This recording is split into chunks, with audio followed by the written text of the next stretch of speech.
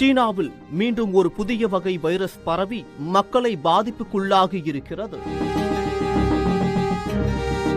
கடந்த 2019ஆம் ஆண்டில் உலக நாடுகளை புரட்டி போட்டிருந்தது கொரோனா வைரஸ். கடும் பாதிப்பை ஏற்படுத்திய கொரோனா வைரஸ் தாக்கத்தால் லட்சக்கணக்கான மக்கள் உயிரிழந்திருந்தனர். இன்றளவும் ஒரு சில நாடுகளில் கொரோனா வைரஸ் உருமாறி தாக்கத்தை ஏற்படுத்தி வருவதாக கூறப்பட்டு வருகிறது. இந்நிலையில் சீனாவில் மீண்டும் ஒரு வைரஸ் பரவி மக்களை பாதிப்புக்குள்ளாகி வருகிறது. HMPV ஹியூமன் மெட்டானிமோ வைரஸ் என்ற வைரஸால் சுவாச நோய் அங்கு வேகமாக பரவி வருகிறதாம். கோவிட்-19 அறிகுறிகளைப் போலவே இதற்கும் இருப்பதாக கூறப்படுகிறது. குறிப்பாக 19 வயது உட்பட்டவர்களை அதிக அளவில் இந்த வைரஸ் தாக்குவதாக கூறப்படுகிறது. இருமல்,